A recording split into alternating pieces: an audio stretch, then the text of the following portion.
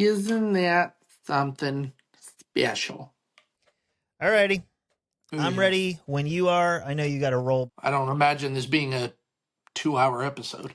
No, can't be because it's not that good of a movie. How very dare you? We will find out, won't we?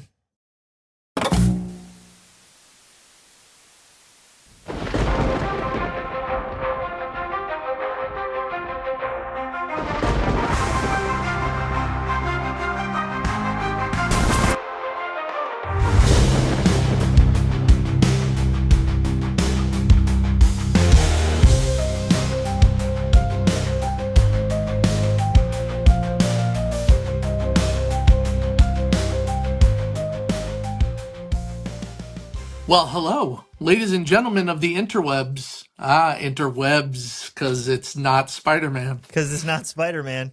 But welcome to another fantastic episode of the Sanctum Sanctorum podcast where comics and Christ culture collide. I am your most enigmatic host, Chris. And I'm his friend, Joey. Do you know why I say "and his friend"? Because that was originally the title for Deadpool. It was going to be Deadpool and Friend. I'm so angry they didn't do it because it's so funny. I think it could have been, but Deadpool and Friend feels weird. I feel like there's got to be another way to do it, like maybe Deadpool and Company or Deadpool and More. It could have been great because then just like if you wanted a sequel, you just do "and Friend 2" and "Friend 3," but then it doesn't have to be Wolverine. It could just be anybody he buddy That's cops true. It up could be with. anybody he teams up with. Yeah, That no, could have that's been a good fun. point. I also think that, and I mean, we're not even reviewing the movie just yet, but I also think that with the title, because they like really leaned heavily into like, Deadpool has almost this like man crush on Wolverine, and it's this bromance, this whole thing. I feel like that it could have been like, if they called it like Deadpool loves Wolverine or Deadpool heart Wolverine instead of just Deadpool and Wolverine. I feel like there's other ways they could have gone about it. So, but yeah. They totally could have. Obviously, because we're already jumped to it, we're talking about Deadpool and Wolverine today on the Sanctum Sanctorum podcast. Happy Valentine's Day to all of you. We are covering a bromance movie. And before we dive into said movie, Chris, I love you. I'm just letting you know. Oh, well, I heart you. No love? Heart. Heart is love. Sounds like crap to me. But wait, what's the way that like all the new kids, all the kids do it? Like this, right? Is it? Yeah, like if you ask like millennials to make a heart, they'll go like this. Right. Which is Because right. that's what a heart is. You ask kids to do it, they do it with like their like this index and middle finger, and they do this weird thing. Yeah, I don't like it. That's called dumb. I don't like it. It's like if I said to you, pretend like you're on the phone, what would you do? You do this. That. Whereas other kids just do this. Yeah, it's weird. Yeah, I'm old. I'm just old, and I'm gonna embrace it. Is what it is. What else can you do? You could talk about a comic culture moment. What do you got for us today? We could. Well, listen, it's not only Valentine's Day coming up soon, but it is also Oscar season. I love the Grouch. Not that Oscar. Not that Oscar. No, what are we talking about? Oscar. Although in the last couple of years, I would say that Oscar is preferable to the award show that I'm talking about. I think he says what we all feel. Go away, scram. Yeah. My son has a little Oscar figurine that he constantly brings up to me and makes me impersonate Oscar, and he wants me to tell him to go away and scram. All right. Well, now it's time. You open the can. I want your Oscar impersonation. Go away! Scram! Thank you. I mean, the dude lives in a garbage can. Of course he's pissed off. There was one time, I don't know how we got, I don't know how we got on the Sesame Street track, but there was a point in Sesame Street where they made a big deal about introducing the first unhoused Muppet as like a main character. And it was like not Oscar? It was like this little kid, and I was like, excuse me, put some respect on Oscar the Grouch's name. That guy's been living in a garbage can since the 60s. So let's be real here. Oscar deserves more. Hashtag Justice for Oscar. justice for Oscar. Not what we're talking about. We are talking about the awards ceremony, the Oscars. We are. And now I will say, before I jump in, there have been some exceptions to what I'm going to say. Okay. But for the most part, I think that movies like comic book movies, big science fiction movies, big fantasy movies, a lot of the movies that you would see in the geek realm don't get the fair recognition that I feel like is deserved by some of these major award shows like Golden Globes, Oscars. You know, they're always saved for the Fangoria Awards or the Saturn Awards and all these kind of left of center ones. Now, I know that, you know, The Dark Knight and Joker were both nominated for Best Actor. I know that Suicide Squad and Doctor Strange had been nominated for costumes and effects. I know the Black Panther was nominated for Best Picture, and that was really cool.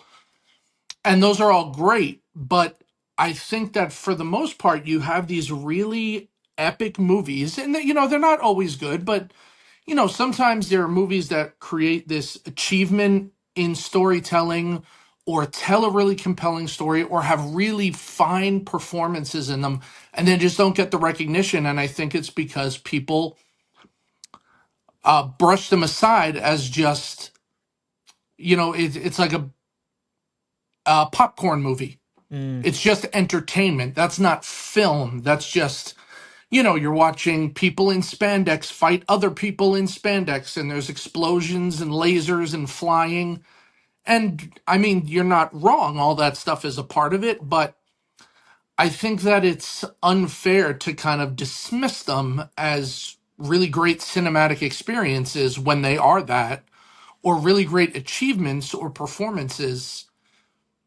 So why do you think that the public as a whole, even if they embrace these movies to watch and enjoy them, refuse to kind of give them the credit that they're due sometimes with these prestigious awards? Yeah, it's a great question, and I love the topic. The word that comes to mind is apocalypse, and not the DC apocalypse, but just the word. Right? When we hear that word, we think like end of the world, destruction, things like that. Well, the actual term means the great unveiling. Okay. And we are living in a great apocalypse right now, particularly from COVID. A lot of things have just been unveiled for what they really are. There's a huge distrust in the government. There's a huge awakening of UFOs. Everybody's sort of skeptical of Hollywood. And I think that that trend does apply to even our media and our cinematic experiences. And I think up until maybe 2016, 2018, everybody sort of looked at superhero movies, particularly the Scorseses and the Spielbergs, the people who have been doing film for a long time. They looked at those as though they were the Westerns. Mm-hmm. That this is a fad, it's going to go away, we're not going to worry about it too much, but it's not really film. In the same way you wouldn't necessarily think like a spaghetti Western is a real film. Something like The Good, the Bad, and the Ugly. Yeah, it's got Clint Eastwood, but it's not to be taken seriously. It's not the height of dramatic expression and artistic achievement, blah, blah, blah. Well, when the superhero movie didn't just go away, in fact, it blew up with things like Infinity War, Justice League, Endgame, stuff like that, I think the industry as a whole had to decide, what is cinema? Is it the Godfathers and the Jaws and the Jurassic Parks, where there's compelling artistry and visual effects coupled with a really good story? Or are they sort of this popcorn narrative that just gets to come up and be here one moment and gone the next? Is it a fleeting thing, or is it something that stands the test of time? All of this has now unveiled what we really think about cinema. And that comes to the head when you talk about awards. When you're discussing awards, you're like, look, this thing gets a gold star because of its achievement.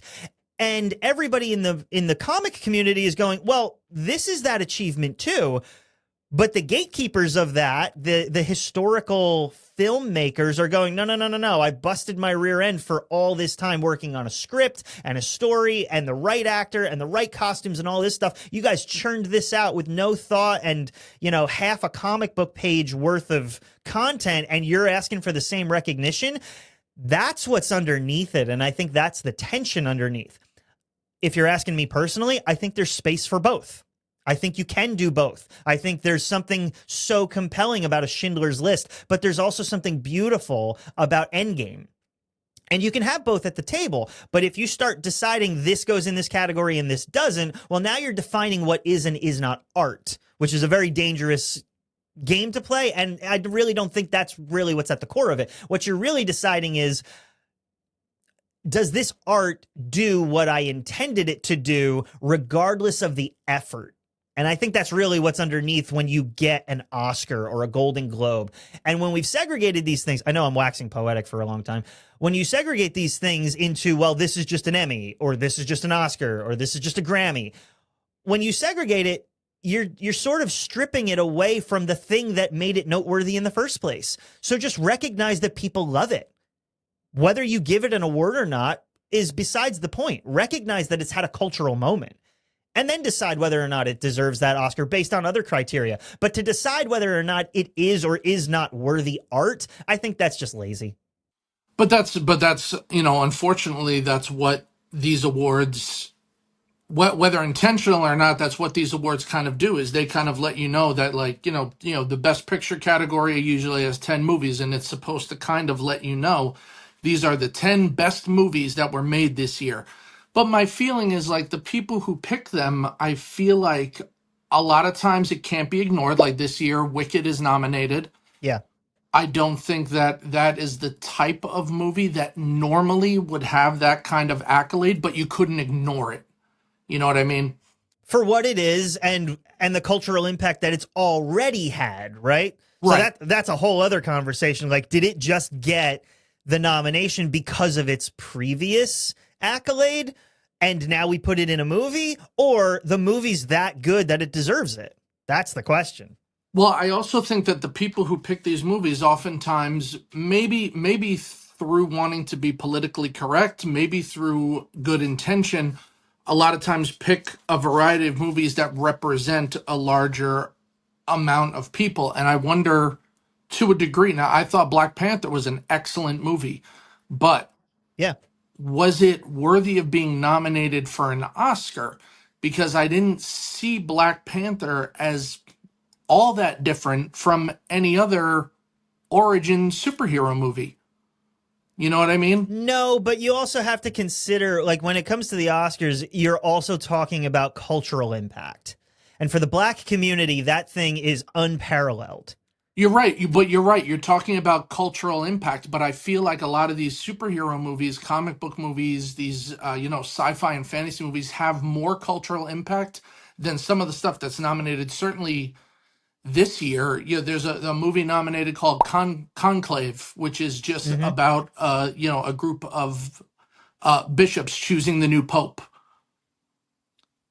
I'm not sure that that has cultural impact in the same way that look at the stuff that's come out this year. I don't think that's had the same cultural impact as a Deadpool and Wolverine has on pop culture.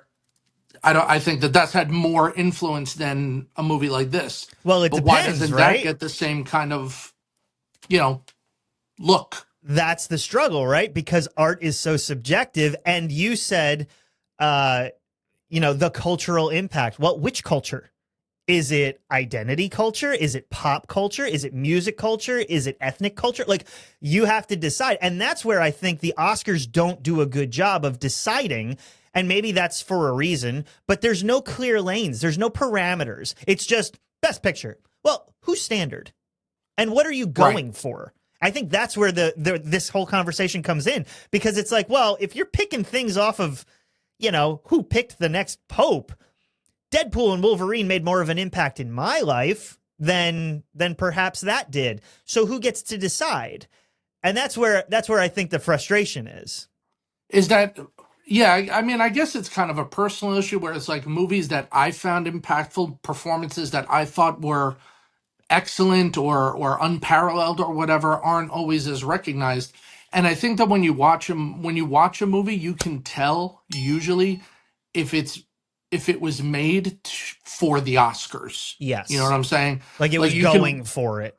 yeah. Like what's the Bob Dylan movie that's on? I'm Still Here, Uh, or that was the old one. This one's not really there or something like that. yeah, something like that. But the Bob Dylan movie, you Timothy Shamalama Ding Dong. exactly. You watch that and you know that that was made to be an Oscar movie. That wasn't just made to show the life of Bob Dylan. That was also made because you knew that that was going to be a Best Actor nomination, a Best Screenplay nomination, a Best Picture nomination. And that just feels like, are you making it because he has an interesting or important story to tell, because you want to come at it at a different angle, or are you making it because you want it to get the recognition of an award? You know what I mean? Are you making it for the love of the thing? And the thing with the recognition is like people people attach the fact that they were nominated onto whatever next project they're doing. Like how many times in a trailer you've seen Hmm. Academy Award nominee? Like who cares that he was a nominee? He didn't win. But people want the accolades. So it's like now you've created an entire project with millions of dollars of budget, all for something that did not win the thing that you're going after just so you could say it was nominated. That seems like a PR stunt. It does, and that's why I feel like if all it's going to be is a PR stunt, then some of these movies that we talk about and the movies that we love deserve the same kind of accolade in achievement. And it's happened before, but I think it's happened as a PR stunt. Yeah. You know what a perfect example is the Lord of the Rings. All Hmm. three Lord of the Rings movies were nominated for Best Picture, but it only won Return of the with King. Return of the King. It won And everything with Return of the King.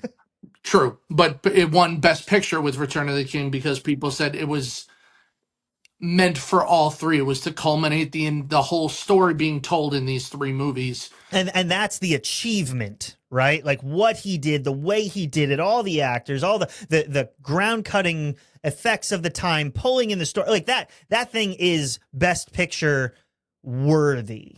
And that's one of those examples where you can't like go ahead, fight that one. Right. Try. You're just not going to be able to. No. That's a clear achievement. And the fact that you have to justify some of this stuff is frustrating, but I think it's a good conversation to at least get into the Rolodex of culture of just saying, well, what defines art and what defines Oscar award art? Yeah. And I just think that the award the whole landscape of award shows needs an overhaul, Yeah. and it needs absolutely needs better representation in its nominees. But also I think it needs better representation, not just of things like race and sexuality and gender, but I think it needs more representation in type of film, because I think that there are many movies that get overlooked in Mm, favor of movies that are art house films. And I'm not even saying that these movies are bad, but I think that there needs to be recognition for movies that can be both fun and blockbustery, as well as impactful and meaningful and says something important. yep. So And you know what else needs representation? Our comment section. What do you guys think absolutely. about this Oscar discussion? Leave a comment in the Facebook, in the Instagram, and in the YouTube comments. We'd love to hear from you, so throw it in there. We don't have to throw it. If you want to just like gently type it and click send or post, that's Nope. also fine. Nope. Get angry. It's time. You know what else it's time for? I feel like it's time for a plot synopsis. Oh, a synopsis. And you bet your rear end it's going to be good. Oh boy. Oh boy. Well, listen, I gotta say you've been killing it, so I'm ready. If that's my claim to fame, then I'm going to take it. Listen, there are worse things you could be known for. That is true. You know that guy who writes really good plot synopsises on his washed up podcast? Hey, He hey, was great. it's our washed up Hour, podcast. Thank right. you. Cue foreboding music. Here we go. Do it. Deadpool, a washed up used car salesman, gets roped into a multiversal crisis when the TVA tells him apparently the multiverse is in danger. Again. And for reasons no one fully understands or can really explain, Deadpool is the only guy to fix it. The DP universe is collapsing like a bad CGI effect, and the only way to stop it is to pull off a Raiders of the Lost Ark style anchor being swap so that the Fox universe can continue to exist and Deadpool can prove his heroic value, becoming the Avenger he always wanted to be. Now armed with nothing but his razor-sharp wit and razor-sharp katanas, he begrudgingly teams up with Wolverine, who, to be clear, does not want to be here, to stop this existential threat. What follows is a chaotic fourth-wall-shattering buddy cop adventure across time, space, and a few alternate universes where Deadpool is the responsible adult. Thrown into the void, Marvel's cosmic dumpster for broken storylines, retconned X-Men timelines, and plot holes so big you could fit Colossus through them, Wade and Logan must battle a mind-controlling villain, an army of Deadpools, and their own deep-seated trust issues. With a ragtag team of cameos, an absurdly high body count that would make Thanos jealous, and exactly zero respect for time travel rules, can they save existence, or will they make it hilariously worse? Strap in for excessive profanity, shameless fan service, and the desperate flailing attempt of a major studio to make you forget about Phase 4 in Deadpool and Wolverine. Dun, dun, dun! That was good. You really picked on that one. Jeez. I told you before we recorded, and I will stick to it. You mean you said it off mic, your favorite thing? Shut up.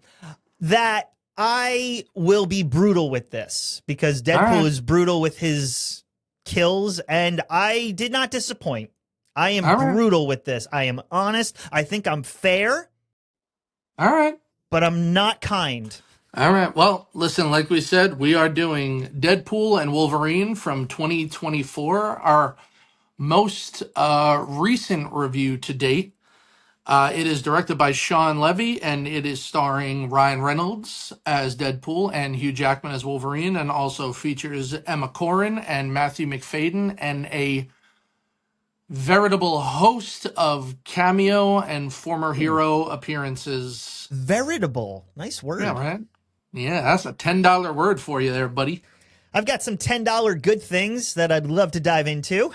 All right, before we do that, I've got an other. Now, hit me with other, because I've got another category. You want to do other first? Yeah, let's do other first. I only have one thing in other, and it's not a again, it's not a good or bad. It's just an explanation. I've got three, but go ahead. All right. Do you know now? The Muffin Man. Yeah, the Muffin Man. Now I can't take credit for this explanation. It is something that I heard someone else say, but I thought it was so interesting.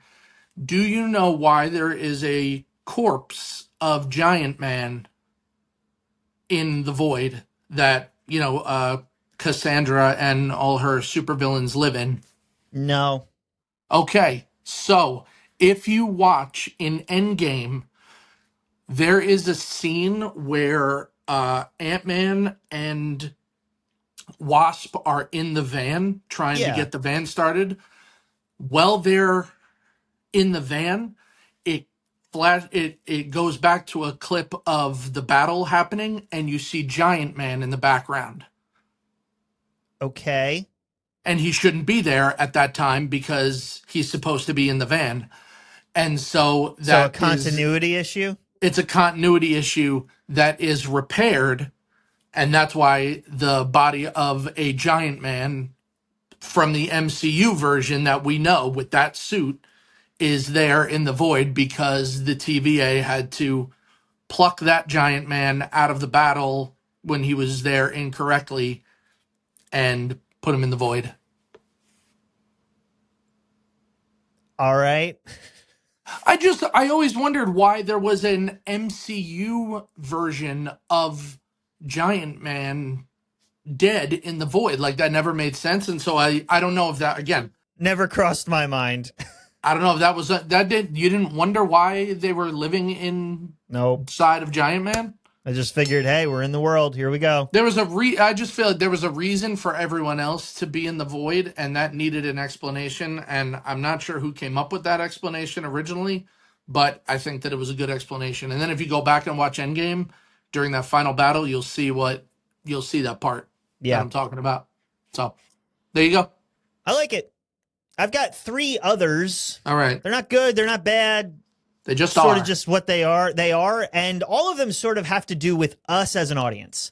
Okay. You talked about some of the problems, right? And there are a lot of problems with this movie. We'll get to them. And I know you're going to fight me on them, but there's problems. I don't think you Okay. disagree that they don't exist. No. There's definitely some problems. I have some problems. But I think nobody cares about the problems because of the apathy of the superhero film and the garbage that Marvel had been putting out up until this point. Right? Yes. Like even the hardcore fans look past all of the issues because they deliver on so much of the fan service with the cameos, the self-awareness, the jokes at Marvel's expense, the team-ups. We just don't care. And I just thought that was interesting. Deadpool even says, "Welcome to the MCU. You're joining at a bit of a low point." Yep. I mean, and they literally, I think I have it in my good, but I'll talk about it now. They literally use Deadpool as the vehicle to be able to do that to themselves, which is pretty cool. Yeah. But it's just an interesting thing. Like any other point in the MCU, in a DC movie, like we would have criticized this thing. We would have crucified it for the lack of continuity, for the issues, for the CGI effects, all this stuff. But because we're so over it at this point, this was such a bomb, BALM and BOMB, that we sort of are just like, yeah, we're cool with it. Well, I think also it wouldn't have worked if it was anyone other than Deadpool. Yes. He's the only character that could reference both Marvel and DC as movies, as properties, their shortcomings and their successes, and not have it ruin what those movies are trying to do. Yeah. You know what I mean? Yep. So I think you're right, but I think that Deadpool is the only one that could do that. Obviously, they tried to do that a little with She-Hulk breaking the fourth wall, and it just didn't work. That didn't work at all. So Deadpool's the only one who can really get away with it. And this goes into my next thing. Wolverine is the only way you can get away with some of the stuff too. Because if you think about it, Wolverine has the same paradox that Loki does. It's not the same Wolverine, but they need us to feel the way we did back in 2001 and 2017. And like they're going after an emotion. And so they slap on the term variant. They give us Hugh Jackman and they're like, oh, clap for us. You like this, right? And we're like, yeah, we sort of do. But you think about it for more than 5 minutes and you're like, this doesn't make sense.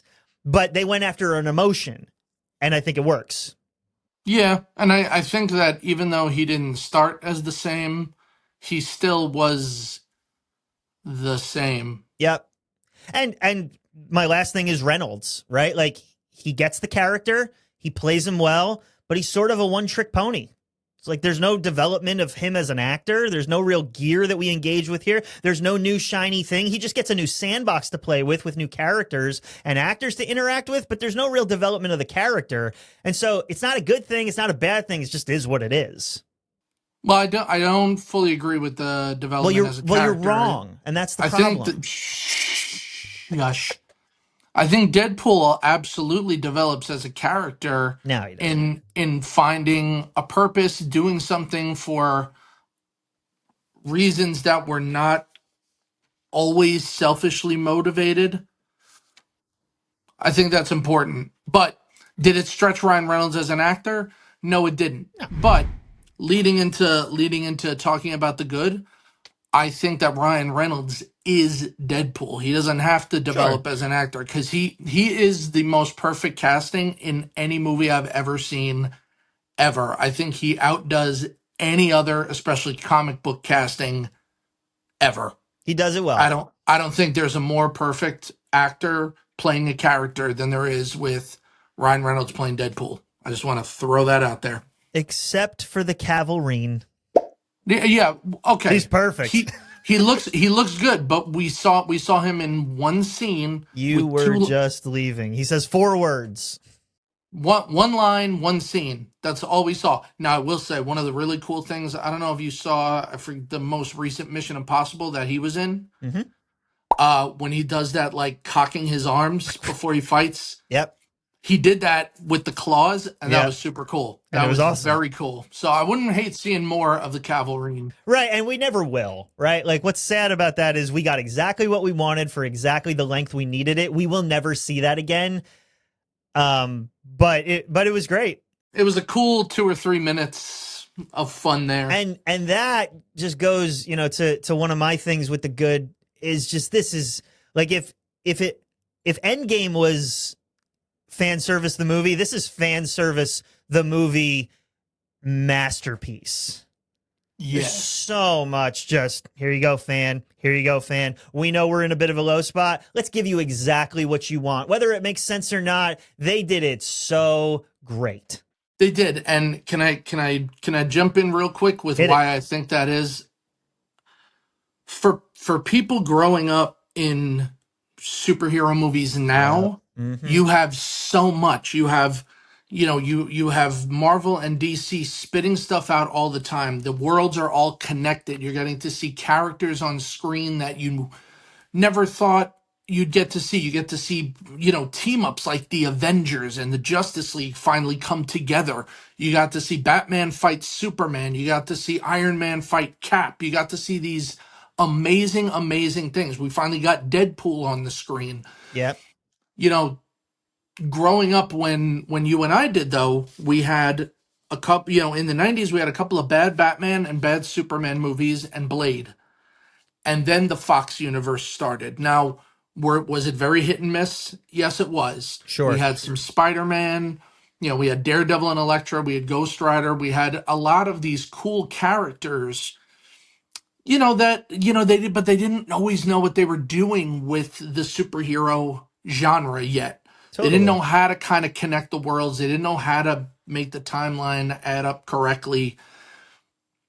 But I think that what makes this movie really special is that it gives a very nice farewell to the fans and the universe. Exactly.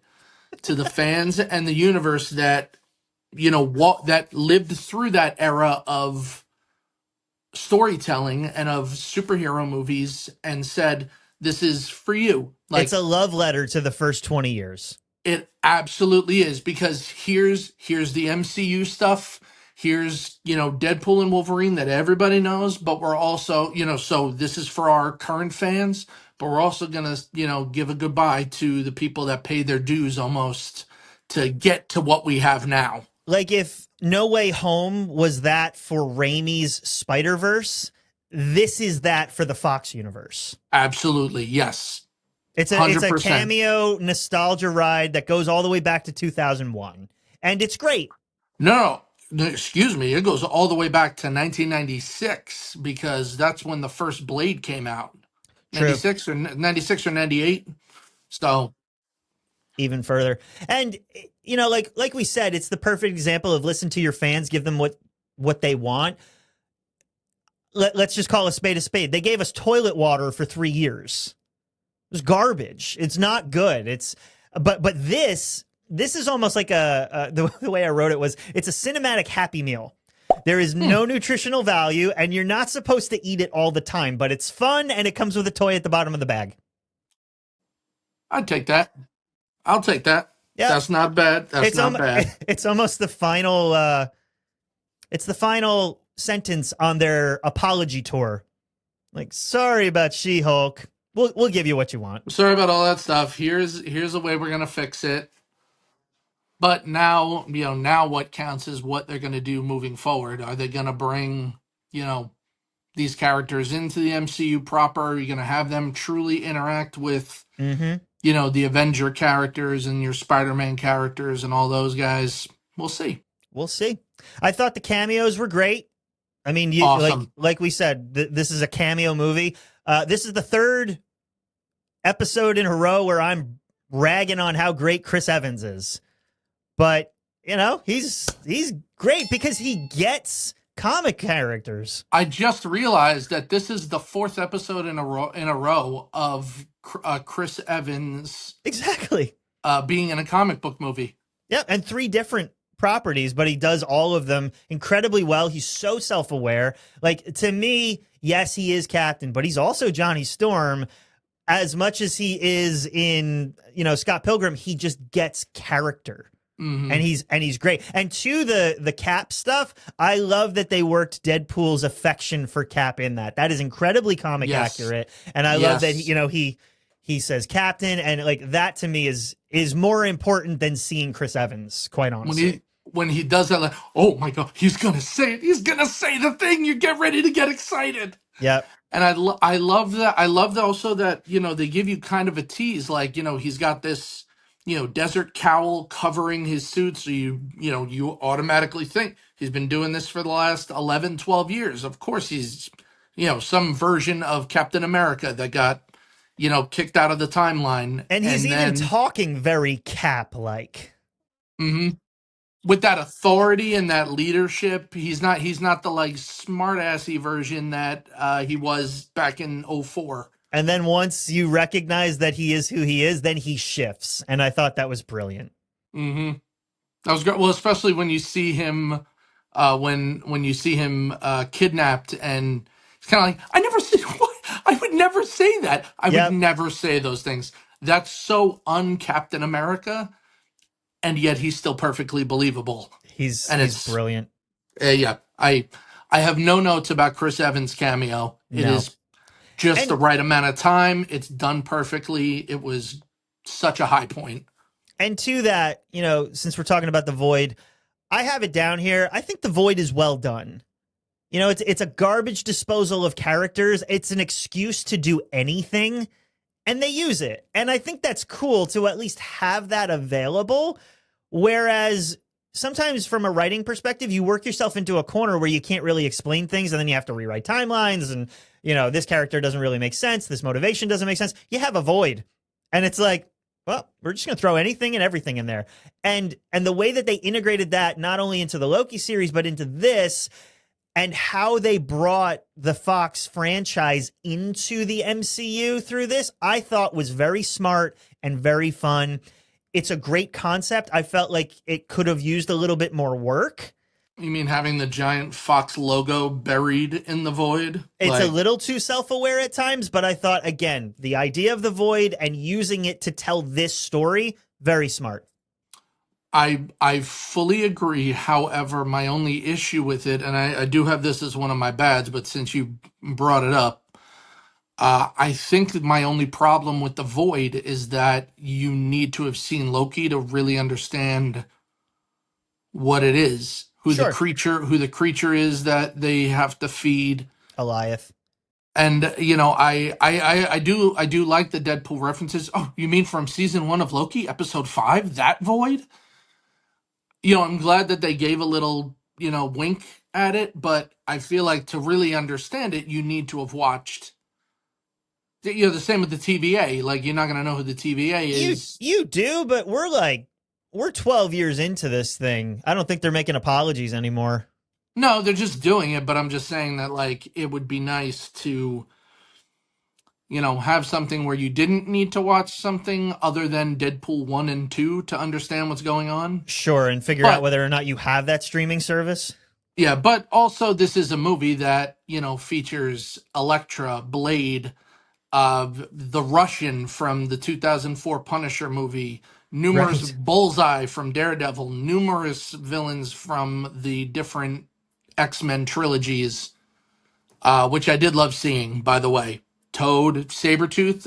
Now, Sabretooth is the only one played by the same actor except Pyro with Tyler Mane, and that was cool. For Tyler Mane to show up and not leave Schreiber, I thought that was genius. Yes, that was perfect. Perfect way to do it. That he loses his head quite quickly. Yep. Like it. Loved It's it. what we wanted to see since It's absolutely what 2001. we wanted to see. We wanted that. Now, I will say, it's kind of like the movie being self-aware when Deadpool is like, okay, people have been waiting years for this. You look ridiculous. So, go get him, and the fight's over in 4 seconds. Yeah, So it was a little like, I mean, that is what we wanted, but I was kind of hoping to lean into it a little bit. But that's all my good. that's it for real. I mean, yeah, everything else sort of falls under it. I mean, I could talk about how In Sync showing up within the first 5 minutes is phenomenal, but I don't want to give that away. Well, except the problem is that now kids are doing the bye bye bye dance and calling it the Deadpool dance on like There's TikTok and stuff like that. there And is it's like nothing wrong with that. that. Well, no, To that, okay. There's nothing wrong with that. But it's funny when like their parents come behind them and start doing it. To like, how do you know oh the yeah, Deadpool dance? Because I've been doing this dance since like 2001, whenever that song came out. don't cite the deep magic to me, witch. I was there when it was written. Exactly. Now we are. I don't want to say unfortunately, but we are covering the third movie of a trilogy. So some of the things that I'm going to say that I like are also influenced by the first two movies. Fair enough. Uh, I love his relationship with both Peter and Yukio. Deadpool's Yeah, relationship. I think that I love that. When I love that how he is just very protective of Yukio. I'm sorry you had to see that, and I'm sorry to use that language in front of you. I love that stuff. I think it's very funny. And Peter, we talked in the last episode when we covered Scott Pilgrim that everybody needs a Wallace. everybody needs Everybody a needs a Peter. Peter. Everybody needs a Peter. And the Deadpool core even says that, he's a hero in every Deadpool's universe. Which leads us into the Deadpool core. One of the coolest things for me anyway in comics was the introduction of Kid Pool, Lady Pool, Dog Pool, Zombie Pool, Head Pool, all those guys. So cool. Zen Pool. Loved seeing the Deadpool core. I love that whole battle scene. Is awesome. So much fun. Also, did you notice that there is a Greatest Showman I did. Deadpool? That's That funny. was very funny. You didn't see him in the fight, but you saw him in the lineup there. Also, that has a ton of cameos as well because Matthew McConaughey is Western Pool. Blake Lively is Lady Pool. Their daughter is Kid Pool. So that's fun too. Yeah. Yeah. So I like all that stuff. Along with Deadpool Core, there's Wolverine Core, which was also fun. All the different Wolverines. You had Short Wolverine, the Cavalrine, Brown and Yellow Wolverine, You got Patch. Patch, the X-Men Apocalypse Wolverine, Weapon X Wolverine, the one crucified on the X. Like that was right off the cover of Yeah. X-Men. So that stuff was awesome. Baby Knife, love Baby Knife. Want more of Baby Knife. I think he said Baby Knife about 9 times over the course of Yeah. the movie, and that made it so much fun. Could have used more X-23 overall. No. No? No. See, I think that this movie showed you that there was some development of her between Logan and now, and I could definitely watch more movies with her as a lead. I don't think she was bad. I just don't need more of it.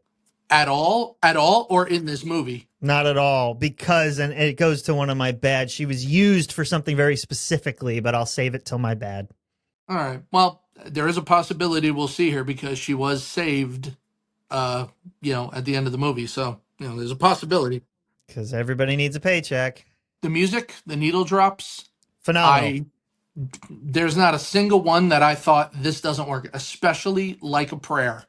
My goodness, That did was they funny. use that song perfectly? And he apparently went to Madonna himself and like explained like, listen, this is what we're doing, this is the scene. He laid the whole thing out, this is how we want to use it and why. She got totally on board. But that song I think was like the special one for them to use, which is really cool. Also, apparently using Bye Bye Bye as a callback to X2 when Wolverine hates that song when they turn on the car and that song is playing on the radio and he like stabs the radio. I forgot So, about that. yeah, it's a little callback to X2, which is That's fun. funny. The Honda Odyssey fight between Deadpool and Wolverine, love it. It's good. You don't love it? We're not on bad yet. I hate you. Only one blade. Only ever gonna be one blade. Come on, It's fine. man. You're a hater on this, man. I told you I'm going to be brutal. Can't let emotion dissuade me. All right, now this one is more of a question because Deadpool saved his universe, and they have the new Wolverine as the anchor being. Is he a part of the MCU now, just on a different Earth? Are there going to be more adventures, do you think, on Earth 10006? Or do you think they'll, use him differently? It's hard to say. I think he'll show up probably in Doomsday. He'll show up in Secret Wars. He's not going to have the clout that he does in his own franchise, and I think that's primarily because of his brashness and the mouth that he has. They need to be very selective about where they use that. You can't just throw F-bombs now into your PG-13 cinematic universe that has mass appeal. Fair.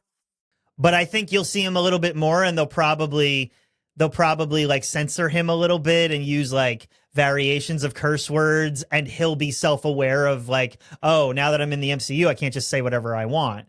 Okay, so I think doing that, I don't know if you've ever seen the show The Good Place.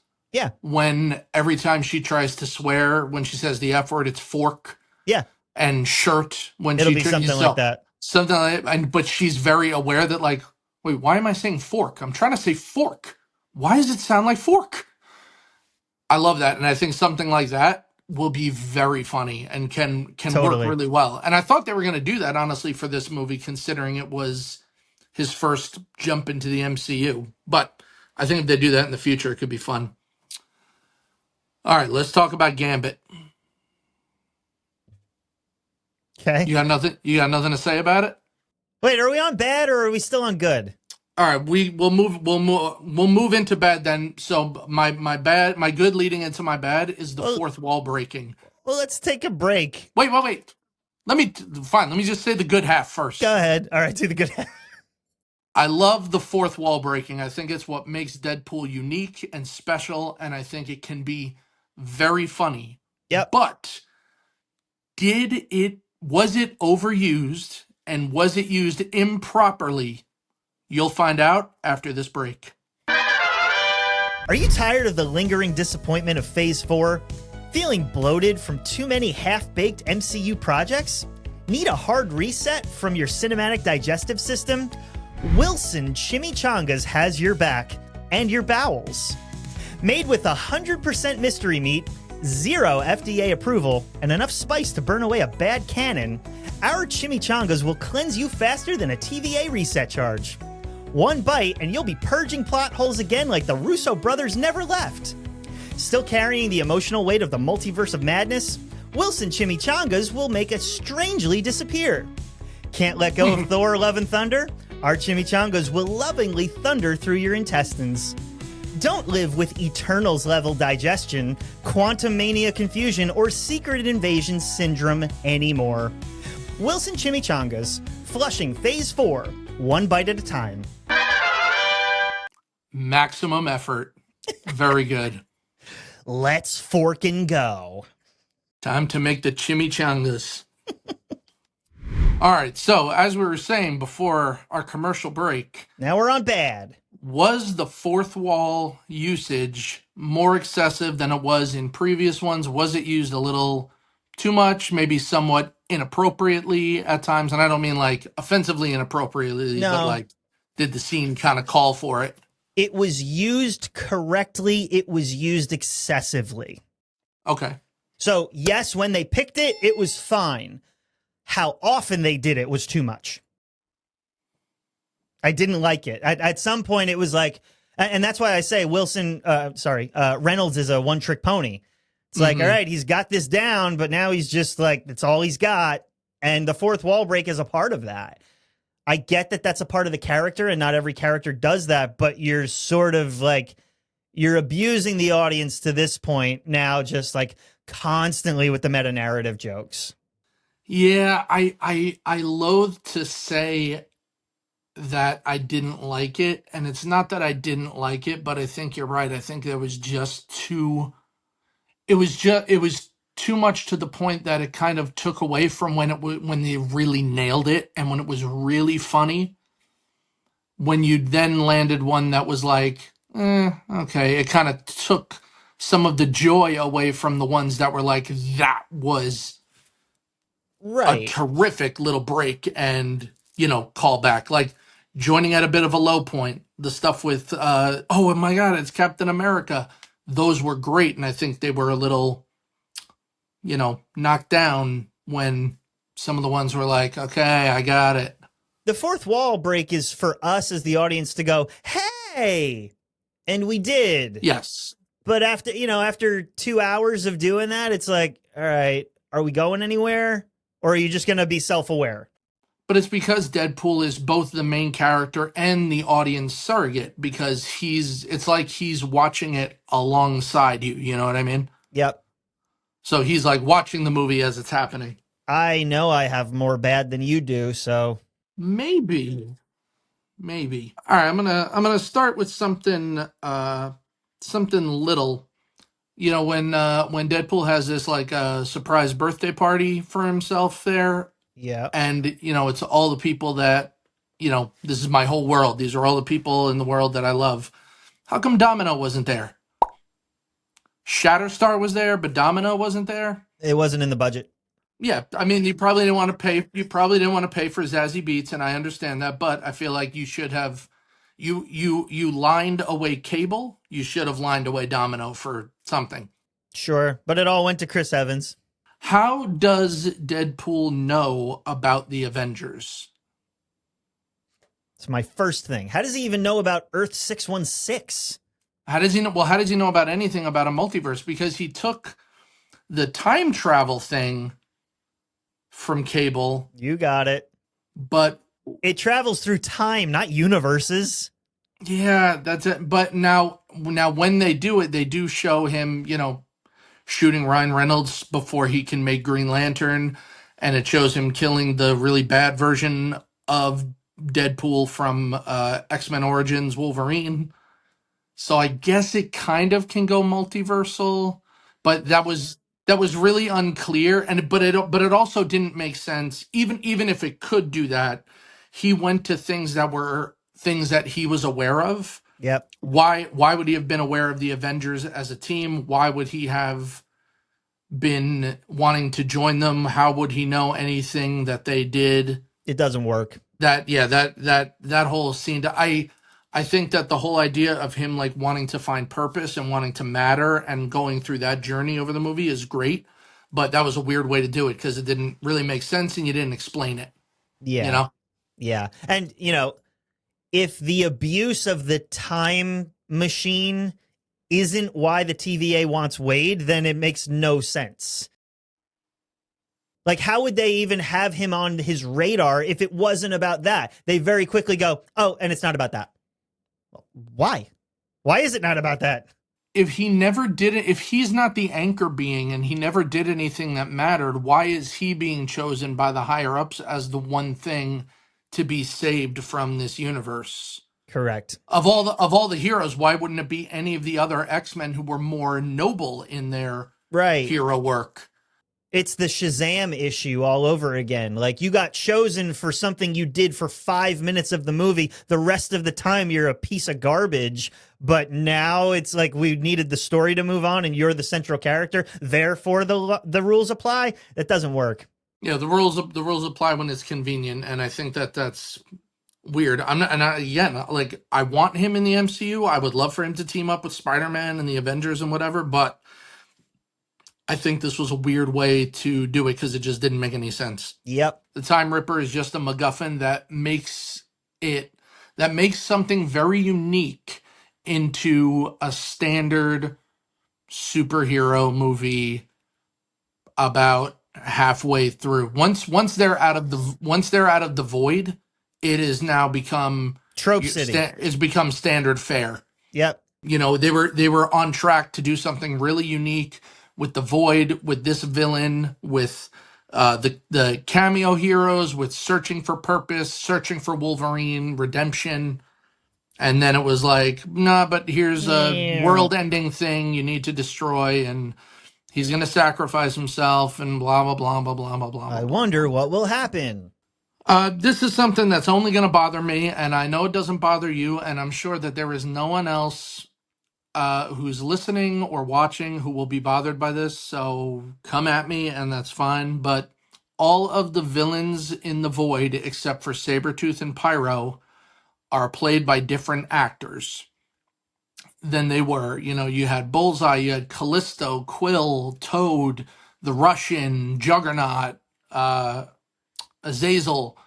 These were super fun villains when we saw them originally, but obviously in their original appearances, they were played by much bigger actors. You know, you had Colin Farrell playing one, you had the wrestler Kevin Nash playing the Russian, you had all these other actors that would have been too expensive and people weren't going to care. So that's why they just, you know, dressed them up in the right costume. But I cared and it bothered me. And no one else is going to care, but it bothers me. Nope. Yeah. Um, Too much of the movie is, and I know this was part of the purpose, but too much of it is based on nostalgia Yeah. for, well, for like we talked about in the beginning, you know, having grown up being these are the only superhero movies we have. Too much of it relies on that I think that other people going into it who maybe don't have that history aren't going to have the same emotional connection, Sure. so it's not going to resonate with them because they don't It's have the not a emotion of standalone. like having those. It's not a standalone, and it's not even enough to just watch Deadpool 1, Deadpool 2, Deadpool 3. No, Like you need every X-Men movie. you need all the history of the Fox and Sony verse leading into this, plus some MCU. But at the Totally. very least, you need a history with the Fox universe. But even if like you were a complete newbie and I said, "Oh, well here, watch these, you know, 8 movies from the early 2000s and you'll be fine to watch Deadpool." They're not No, going you to it's won't. still not going to have the same impact because even if you watch all of them for the first time now, they're not going to you're not going to have the same history with them. Right.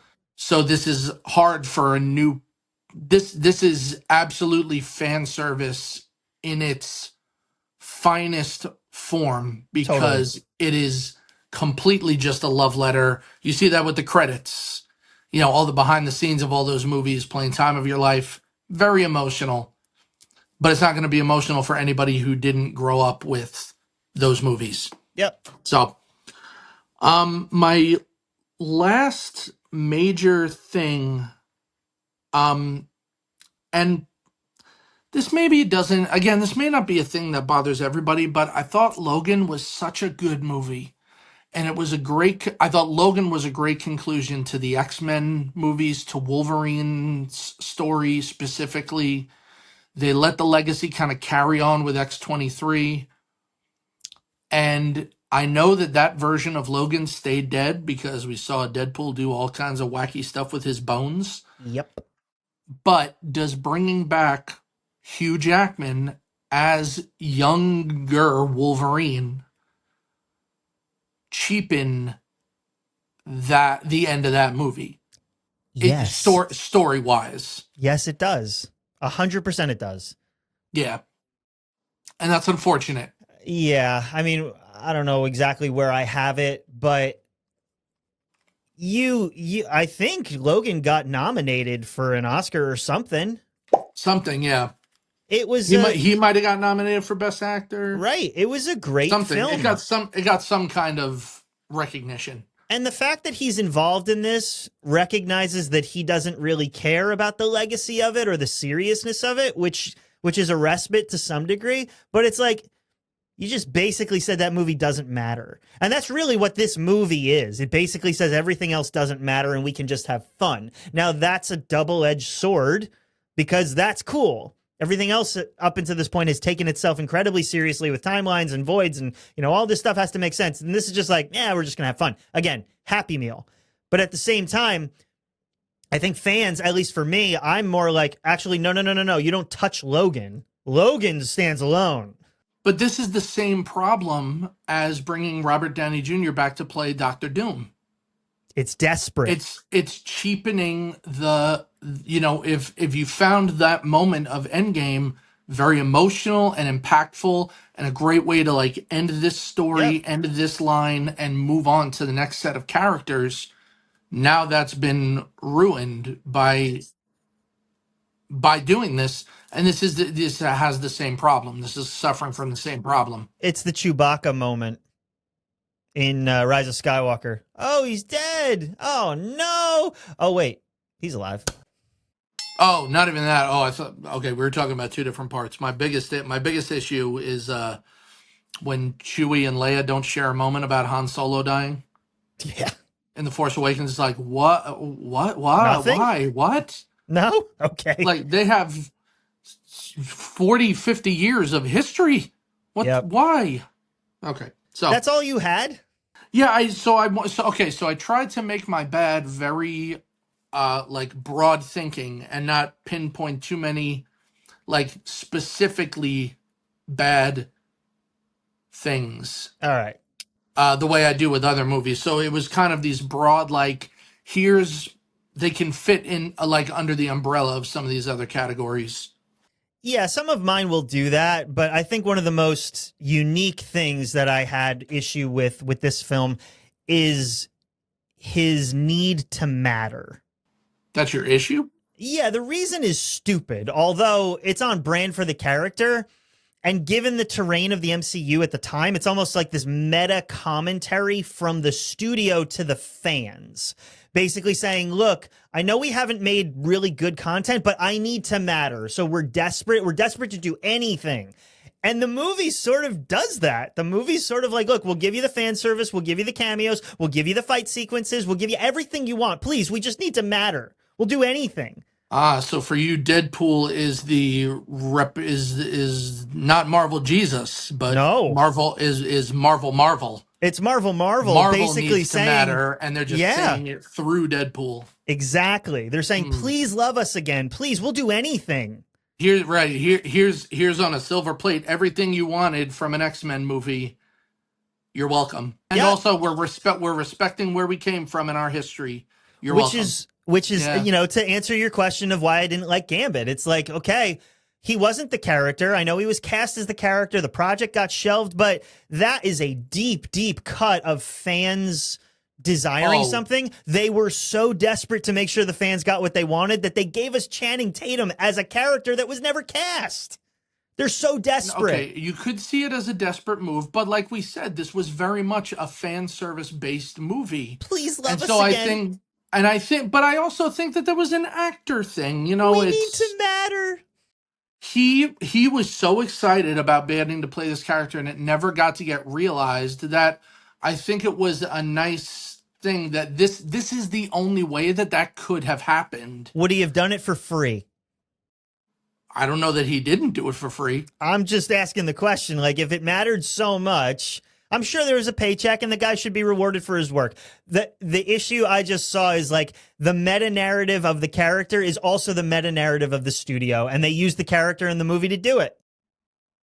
We need to matter. I see that. I definitely see that. I think that that's definitely.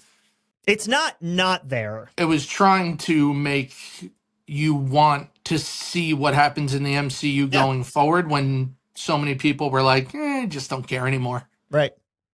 To that, there's a couple specifics that I have to point out. The anchor being, I think it's a cool idea. It's a horrible execution. Yes. What you basically mean is you need a main character to hinge a franchise on. And if you think about that for 10 seconds, it doesn't work. Like, how does the universe function before the anchor being is born? The universe only exists for 80 odd years. And then what? Who are the previous anchor beings? There's a billion universes out there, and it hinges on one character that we happen to be seeing at this one time. It doesn't make Again, sense. it's a time travel problem. It's, Yep. again, that's part of it. Is, if there's an anchor being, you could say, well, time is always in flux, time is always existing, you're just living it, Yeah. chronologically. But time, things are happening at the same time, kind of like with Doctor Who. He can see time differently than just Yeah. living through it. So, but my problem with the anchor being issue is that I would say that, 616 Tony Stark is likely the anchor being of that universe. Why is that universe not falling apart now? Well, I mean, you could say that it is. Well, they've said that Spider-Man is that. They said that Tom Holland's Spider-Man is the anchor Mm-hmm. being. Yeah. Okay, But he's but now no one. 16. But Like, okay, but here's the problem with that. Now no one knows of his exist. Nobody knows he exists. So does that have some kind of impact? exactly. So again, cool idea, bad execution. Cool idea. I won't even say bad execution. Wrong execution. Yeah. Wrong time to make this, to establish this. Well, and the other thing too, this is the next thing. Like, doesn't Logan happen way in the future? No, not way in the future. It's like the late 2020s. It's like 2029 or something. All right. So it's not like crazy in the future, but it definitely, for when it came out, it was like But arguably he 10, hasn't 10 died years. yet. He hasn't died yet. Yeah, he did.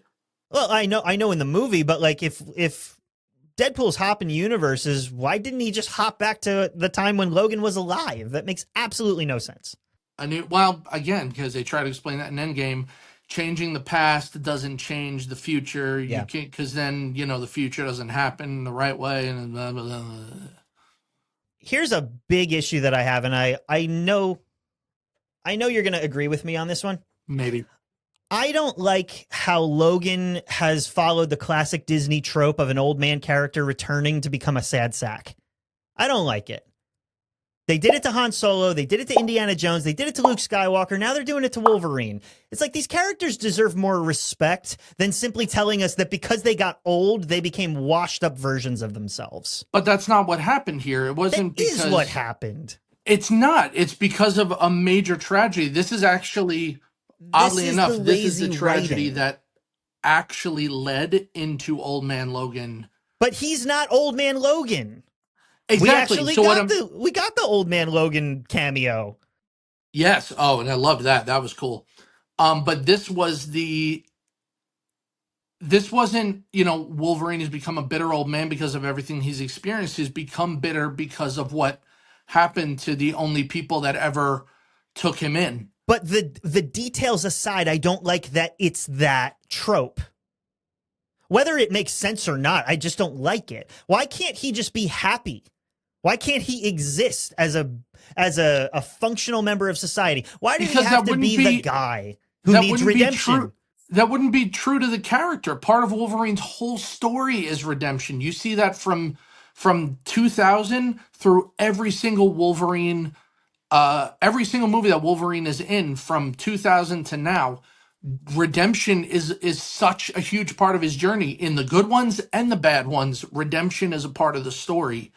So I don't understand why a story where you could argue that maybe we didn't need it because we're already dealing with Deadpool going on this redemptive track. Yeah. But I don't think that there's an issue with having probably, arguably the two most popular characters from the X-Men franchise going on this journey together of finding redemption in different ways and for different reasons. I think there's probably a better way to write it, quite honestly. Like this story exists to put these two characters together, and that's it. If they don't have the redemption part necessary, there's no reason for Wolverine to go with him other than, again, Marvel Jesus needing it so bad. I just wish that there was a different narrative that you could have told when retconning some of your older IP into the vernacular of the common day today, instead of just, oh, he needs redemption because he's an old washed up hag. Like, there's better ways to do that. I don't agree with that, but I can understand your point, but I don't agree. I think that was done really well, and I don't have a problem with it. That's because you're stupid. Well, man, so's your face. Why is the trend that Fantastic Four characters need to die horrible deaths? It happened in Multiverse of Yeah. Madness. Now it's happening here, Yeah, wow. Yeah. I don't right? know. Um, Why not though? Cassandra Nova needs to destroy the multiverse because of villain reasons.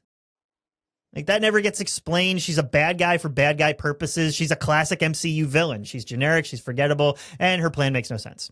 But well, you're right. It makes no sense, but it was fine up until she shows up again. When she was just the villain of the Void, it was fine. I had no problem, and I love the fingers in That your was skull thing. terrifying. Loved it, Ooh, especially when she drags Paradox I did not by like his that. face like that. Oh, so uncomfortable. Loved it though. Uncomfortable. But you're right. The second half of the movie when she shows up on Earth is weird. Yeah. Yeah. I don't like the Disney sheen on this. You can tell it's a Disney movie now. Yeah. It had grit that the other two chapters of this story very clearly have. Yeah. And I didn't like how polished it was. No, you're right. I definitely you definitely see that. It was rushed, and there's some effect issues that you can find all over YouTube. There's people that point out some of the effects that are problematic. Whatever. Okay, but I have to say that the effects look better in this than they've looked in the last, several years of Marvel properties. Sure. Two last things, actually three last things. Every time a cameo happens, particularly in The Void, when you watch it by yourself, it's painfully obvious that there's a pause for applause moment. Oh yeah, well when they all walk into Yeah. I into mean, whatever the you room obviously don't want to there. miss important dialogue, but when you watch it afterwards, it's like, yeah, I know what you're doing. Yeah. Well, and if you watch like reactions in the theater, Yeah. you can hear, when that music comes on and they each walk on, the audience starts cheering, so you know that that's what it's for. I have no problem with that, but that's what it's for. It has previously been established that if a variant shows up in a universe outside of their own, their presence causes an incursion. When last we left Doctor Strange, that's what he went to go fix. It's the destruction of that universe. But the whole reason Deadpool and Wolverine happens is because Deadpool's trying to replace Wolverine in his universe with a variant. But in Multiverse of Madness, Strange gets a third right read to him, even though he shows up when his variant's dead. It makes no sense. But I think the problem was that No, I don't want to hear what the problem is. Hush, hush, hush. The adults are talking. Carry on. I think the problem with that comparison is that with Doctor Strange, he was the cause of the multiverse collapsing. The Illuminati says, we've determined that the most dangerous being in the multiverse is Doctor Strange. Sure. So if this one is dead, we don't want another one because it's going to bring more suffering, more chaos, and whatever. With Wolverine, the idea was that bringing this anchor being in was bringing hope. If you say so. And you're replacing an anchor being, not just a nobody. I'm not saying Doctor Strange is a nobody, but he's not the anchor being of any of those worlds. He's Sure. just the villain in a lot of them. Yeah. So I don't think that comparison works because of that. Fine. Last thing I have. Your Odyssey scene is just a cosmic example of the bigger issue. It's not really a big deal, but the fight sequences have zero stakes because everybody regenerates. I know they just want to rip each other apart, but it's like, all right, this doesn't matter. They're not meant to have stakes. They're just meant to be fun. I suppose. They're just meant to be fun because that's kind of like the Deadpool core. Like you knew that even though they were tearing through those guys, it's like if they're all Deadpool, they can all regenerate except Nice Pool. Right. You have one more good thing? I have one more good thing that I forgot to mention, and I had it at the top of my page, but I wanted to start with other stuff. But because we were talking about the fights, and it made me remember Wolverine's mask. Come on, Kind of awesome. Pulling up that hood, and Deadpool even says like, "Oh, you just saved the good stuff for the big fights or whatever." Yep. So good, so good. Getting to finally see it, and I love, just like I always loved that Deadpool had the white eyes, I love that this mask has the white eyes, and it's not, Again, give the fans what they want because we need to Marvel. I mean, matter. It was awesome. It was Yep. so awesome. Super awesome. Loved every minute of that whole sequence. What kind of spiritual content do you have, my friend?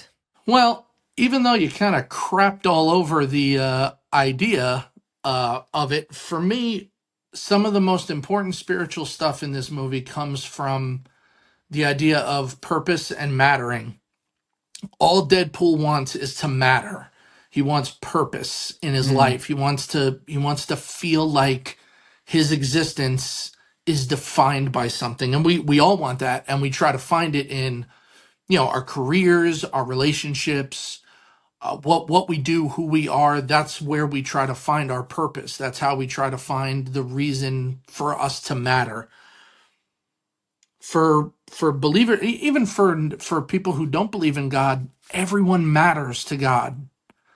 God, before you were formed in the womb, I knew you, he says. Um, we're his workmanship. God always knew us. So we matter to God. But what is our purpose?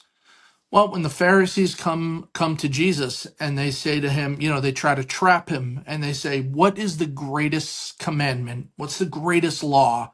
Knowing that, like, well, if he says any of them and ignores the others, blasphemy, boom, he's done. right. And he says, but I love breaking it down to just four words. He essentially says, love God, love others. That's your purpose. Your purpose is to love your creator with everything that you are, and your purpose is to love everyone around you just as they are. That's the purpose. Our purpose, and ultimately why we matter, is to love Jesus and to love the people around us. And so for me, Deadpool's journey felt very personal for me. I want to matter. I want to be important. I want to know that what I do has purpose, and that what it turns out his purpose was and why he mattered was all in that little photo of the people that he loved, because he loved them, accepted them. They were all different. They were all weird. They were all, mutants and superheroes and villains, and they were his people. They were his tribe. They were the people that God called us to love. Hmm. So for me, why you matter is because God says you matter. What's your purpose? To love God, but also to love everyone around you just as they are, and for them to love you just as you are. So that to me is kind of what kind of spoke to me through that. I love it. And I love you. I love you. Mine was very different. Hold on, before you get into it, this just came into my head. You know how they have Galentine's Day? Yeah, We need a Palentine's Day. I love that. I don't know if anybody's ever said that, but I coined LARP you. coined right here. Palentine's Day. This episode will come out for Palentine's Day, It sure will. which is the day before or the day after. Either way. Anyway, the thing that popped out to me is that we use people to get what we want. Wade uses Logan. Now, there's two concepts that I'm going to talk about here because there's two names in the title, Deadpool and Wolverine. We're going to talk about getting what we want and using people, but also where that comes from, particularly in this movie. So Wade uses Logan to get what he wants, and it's because he was rejected. He wanted to be a part of the Avengers. It's a multi-layered thought, but the entire movie stems this whole selfish desire to save his universe, albeit noble. It's selfish, and it's because he was rejected. And when rejection happens in our lives, we end up trying to prove to ourselves and to others that we are, in fact, worthy and that they're wrong. We do this all the time. And in the pursuit of that, we end up using people for our own means and our own selfish desires to accomplish proving our own value. And, like Wade's rejected. He's desperate to prove everybody wrong. And so he uses Logan to get what he wants, regardless of how it impacts Logan or anyone else. And so we do this all the time, right? We have a wound, we have a rejection on some level, and then we use other people as a justification for our own selfishness and the abuse of people. And we miss, like what you were just saying, we miss the image of God, the imago Dei in other people, and we plow through them just to get what we want. And so Philippians 2 says, do nothing out of selfish ambition or vain conceit. Rather, in humility, value others better than yourself. And, you know, even if the cost is your universe, the call within this verse is to do nothing for the wrong reason, right? Not to do anything for selfish ambition, the thing that gets you what you want. Don't do that for the wrong reason, but rather show humility. Think of yourself less. It's not that we think less of ourselves. It's that we think of ourselves less. There's obvious things that we need in this life. There's provisions and promotions and things that we should strive towards. But if it comes at the expense of somebody else solely for your selfish ambition, that's where Philippians is telling you, don't do that. And I saw that so clearly within this movie that, you know, when we're hurt, when we're rejected, we have an option. We can try to prove that maybe we deserve a second chance. The problem with that is that we end up using people to justify that proving. Or we can have a, you know, real hard look in the mirror and say, okay, is there a reason for that rejection? Should I, you know, very much like Happy say, you know, aim for the middle? There is some self-reflection that goes on with that. But I think if we're not aware that our desires have the tendency to use people, that's where we're not loving God and we're not loving other people. Boom. Boom. Full circle. Full circle. Full circle. Oh, how come? No, your middle fingers go straight and your index fingers get bent like that. I want the heart to show up. This is anyway. We It's should 'cause rate I'm this. It's because I'm filming it on my phone. Garbage. We should Boom. rate this. Look at that. Let me tell you what I thought. My rating is going to surprise you. No, it's not. You're going to rate it super high. Okay. Maybe. I gave it an Affleck. It's not perfect, but it gives the fans what they want. The script and the story have issues, but aside from that, we love it anyway. In the same way that Affleck gave us a comic-accurate version of Batman amidst the problematic universe, Deadpool and Wolverine shows that a studio can actually listen to the fans. They can give them what they want, but it doesn't stick the landing from a story perspective. It's fun. It's visually awesome. It's nostalgia-ridden, but again, it's a happy meal. And so for that, I give it an Affleck. All right.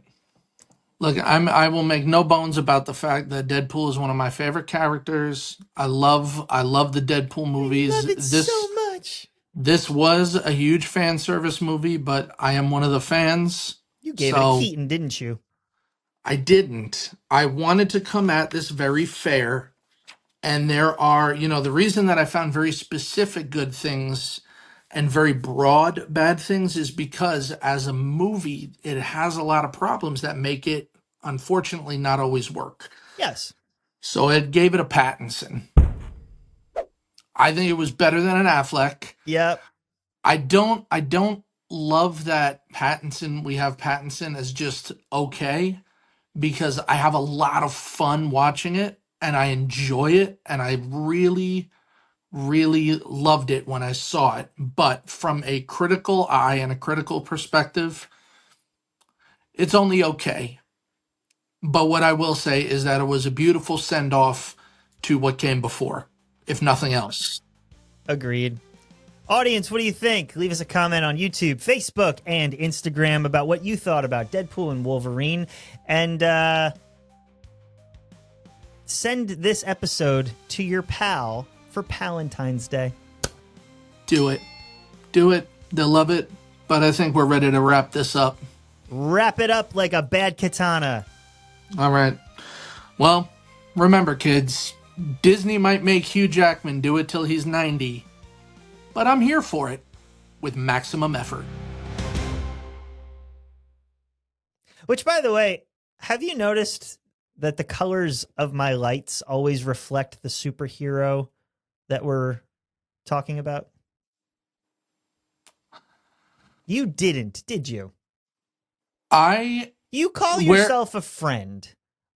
On Valentine's Day, no less, I am appalled. where I used to live, I lived near a Buffalo Wild Wings. What does this have to do with this? I'm getting there. Every time we drove about, we would drive by it when I was in the car with my wife. I would say, "Oh, did you know they put a Buffalo Wild Wings here?" Because I genuinely and honestly never remembered seeing it, and it must have happened 20 or 30 times. So that being said, I didn't notice the color of your lights. You could tell me you record in a different room, in the same room every time, or a different room every time, and I would, okay, I wouldn't know.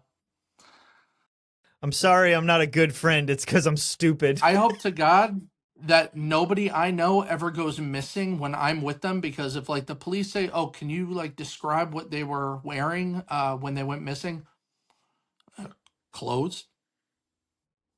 They certainly weren't naked. So He had a nose, 2 eyes, and maybe a tongue. I've never seen it. So just inform me when you're doing a superhero themed office decor, and also remind me any restaurants that happen to be nearby when we're driving. It'll happen every episode, just so we're clear. Just reboot, but we're riding this wave in a red and yellow suit.